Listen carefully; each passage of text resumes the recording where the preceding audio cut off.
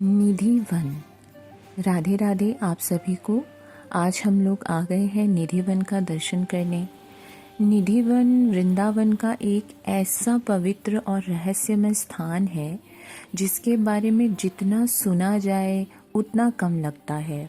यहाँ माना जाता है कि हर रात कृष्ण जी राधा रानी और गोपियों के साथ रास लीला करते हैं और सुबह जब रंग महल के दर्शन होते हैं तो वहाँ बिखरे हुए श्रृंगार के सामान, दातुन और मिठाइयाँ मिलती हैं, जैसे कोई अभी अभी यहाँ से उठा हो।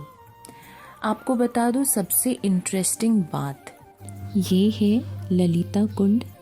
ये जब कृष्ण जी, राधा जी और गोपियाँ सब रासलीला में मग्न थी, तब ललिता सखी जो है उनको प्यास लगी बहुत ज़ोर से।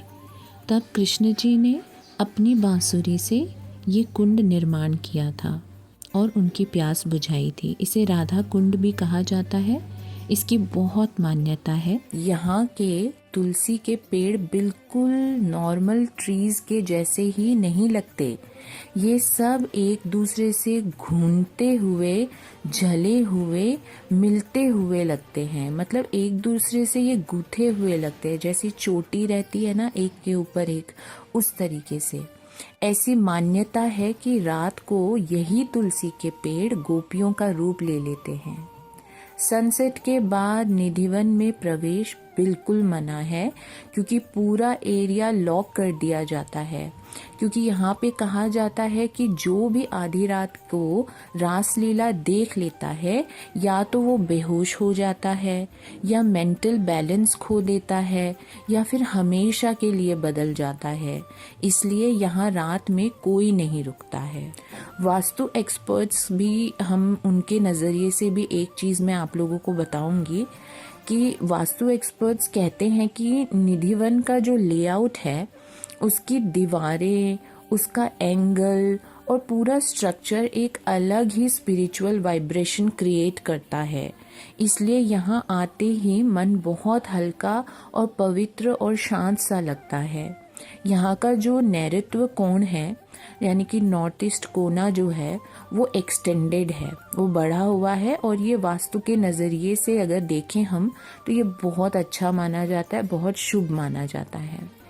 यहाँ पे डिवोटीज आम तौर पर सुबह सुबह दर्शन के लिए आते हैं, नहा के पूरा पवित्र होके, बिना कुछ चाहे, सिर्फ उस पवित्र हवा को महसूस करने के लिए।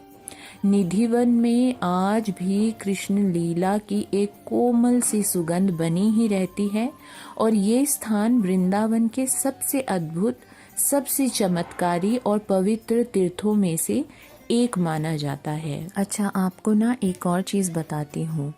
निधि का अर्थ होता है treasure, divine wealth, hidden jewels. और जो वन होता है ना, उसका मीनिंग होता है सेक्रेड ग्रोव। इसलिए निधि वन का मतलब हो गया है कि दैवीय प्रेम का खजाना, एक ऐसी भूमि जहाँ भक्ति की संपत्ति सदा सदा विराजित है।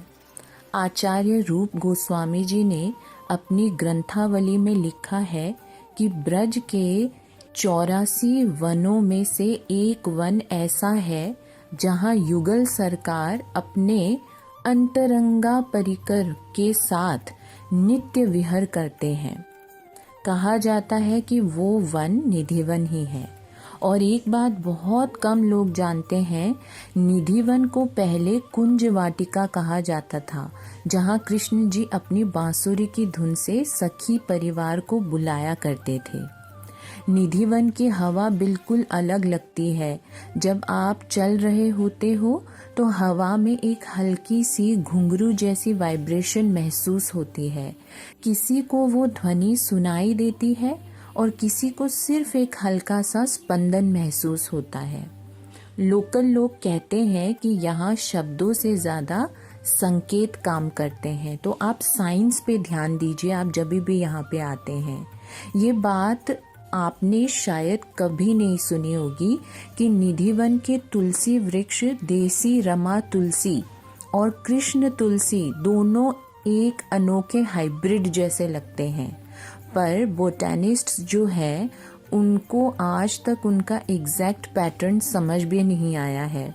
उनका स्ट्रक्चरल स्पाइरल ग्रोथ दिखाता है जैसे कोई मुद्रा हो, एक ऐसी मुद्रा जिसे क्लासिकल डांसर्स चक्रमंडल कहते हैं।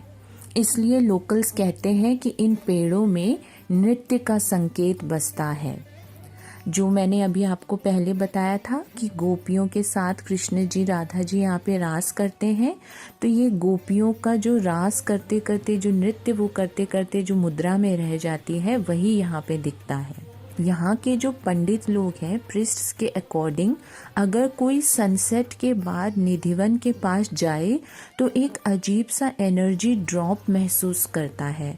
ऐसे लगता है जैसे हवा भारी हो रही है, जैसे कोई अनादृश्य शक्ति पूरे वन को अपने आंचल में ले रही हो। किसी को जमीन हल्का गर्म लगती है और किसी को थोड़ी ठंडी लगती है। साइंस इसको अभी तक एक्सप्लेन नहीं कर पाया है।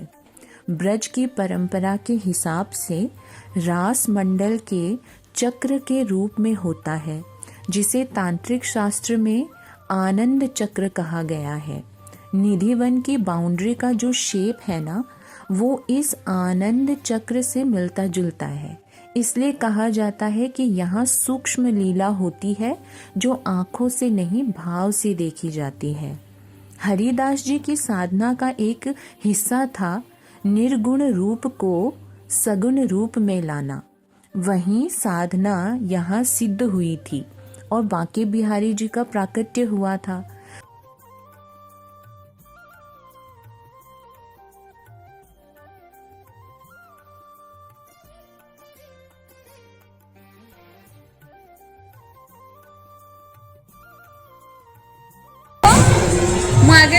आप लोग आ गए। राधे राधे। पर एक रेयर बात लोग नहीं जानते हैं। स्वामी हरिदास जी के शिष्य कहते हैं कि प्राकट्य के बाद कुछ पल के लिए पूरा निधिवन में तेज सुगंधित प्रकाश फैला था, जैसे चमेली और वृंदावनी तुलसी एक साथ खिल उठे हों। इस तरीके से हरिदास जी ध्रुपद के आचार्य थे। उनका राग मधुमाधवी आज भी बांके बिहारी मंदिर में कभी कभी गाया जाता है। कहा जाता है कि रात में यही स्वर निधिवन की हवा में सूक्ष्म रूप में गूंजता है। निधिवन एक साइलेंट कंसर्ट हॉल जैसा आप कह सकते हैं, पर सिर्फ हृदय से ही सुन पाएंगे, कानों से तो ये सुनना हमारे लिए बहुत मुश्किल है। ब्रिजवासी ने मुझसे एक बात कही थी कि बेटी, निधिवन कोई जंगल नहीं है, ये घर है कोई। रात को इस घर के कपाट बंद कर दिए जाते हैं, बस इतना याद रखना। एक और सखी जी ने भी मुझसे कहा था कि हम लोग रात में यहाँ से गुजर भी नहीं सकते। पत्ते भी ज्यादा हिलते हैं तो हम समझ जाते हैं कि कोई मेहमान आए हैं। ये कहानियाँ किसी किताब में नहीं, सिर्फ ब्रिजवासियों के हृदय में लिखी होती है। बहुत सारे भक्तों ने बोला है कि जब आप निधिवन की सीमा के पास खड़े होते हो तो हवा में एक गुलाब मिट्टी तुलसी की मिक्स सुगंध आती है, पर यहाँ कोई फूल नहीं खिलते। कहा जाता है लीला सुगंध के रूप में प्रकट होती है। ये वही स्थान भी है जहाँ स्वामी हरिदास जी की अगर हम बात करें तो उनकी भक्ति इतनी दृढ़ थी, इतनी उच्च कोटि की थी कि उनके वजह से बांके बिहारी जी का प्राकट्य हुआ था यहाँ पे। और उनकी समाधि भी आप देख सकते हैं यहाँ पे, और भी संतों की समाधि यहाँ पे है। और इसीलिए इस स्थान को यही चीजें जो है वो और ज्यादा दिव्य बनाती है।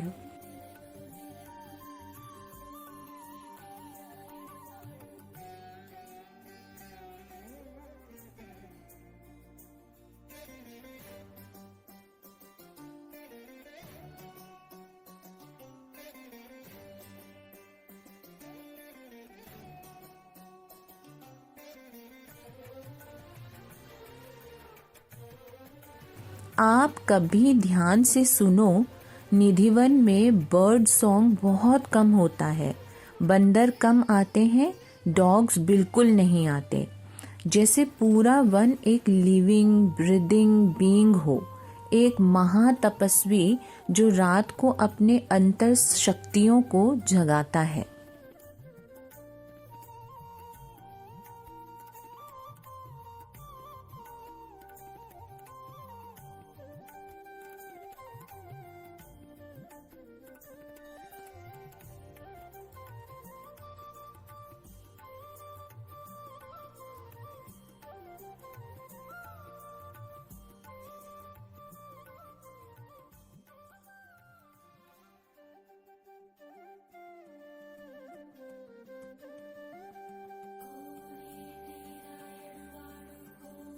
लोकल्स कहते हैं कि निधिवन में 3 चीज़ें बिल्कुल नहीं करनी चाहिए। बहुत ज़्यादा फ़ोटोज़ या वीडियोज़ नहीं लेने चाहिए। यहाँ आप विटनेस नहीं गेस्ट हो। साथ ही साथ झुरमुट को हाथ लगाना यानी कि तुलसी वृंद को सखी माना जाता है।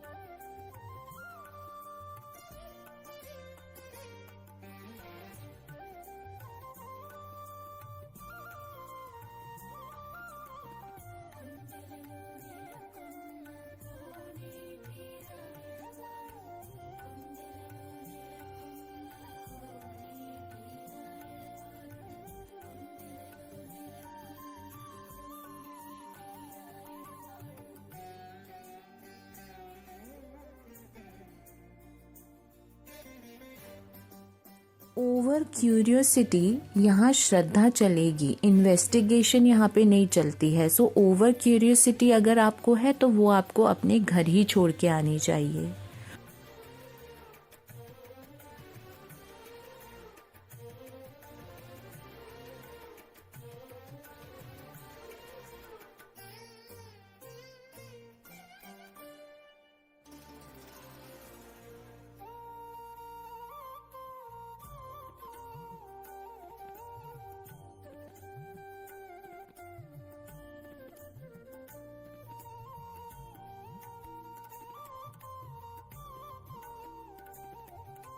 बहुत पुरानी कथा है कि एक संगीतकार ने सोचा कि मैं रात की रासलीला का सुर रिकॉर्ड करूंगा।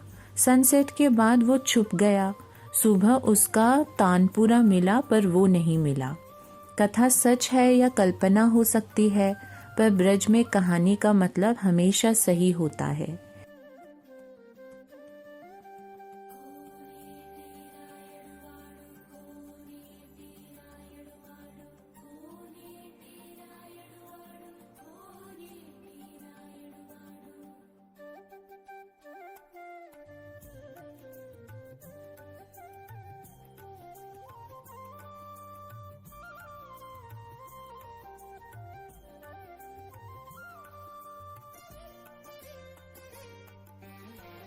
निधिवन हमें सिखाता है कि हर लीला आंखों से देखने लायक नहीं होती। कुछ लीलाएं बस महसूस करने लायक होती है और कुछ सिर्फ प्रेम में समझ आती है।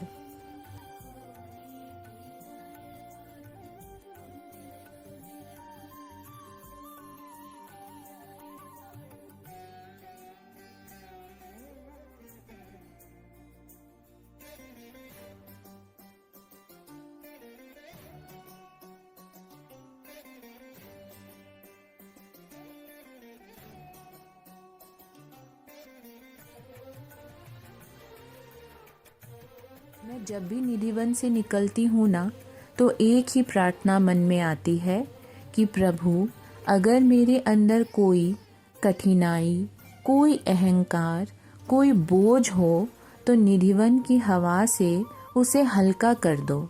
मुझे प्रेम के एक बिंदु का भाग्य बना दो। राधे राधे आप सभी लोगों को। Thank you so much for watching this video. अगर आप लोगों को ये अच्छा लगा है वीडियो तो ज़रूर से एक लाइक करिए, अपने प्रियजनों के साथ शेयर करिए, कमेंट सेक्शन में राधे राधे ज़रूर से लिखें और मेरे चैनल को सब्सक्राइब ज़रूर से कर दें। साइड में आपको बेल आइकन दिखेगा, उसे भी ज़रूर से प्रेस कर दीजिएगा। मेरे जितने भी लेटेस्ट वीडियोज़ एंड अपडेट्स हैं वो आप तक मिलते रहेंगे। Thank you so much. Radhe Radhe.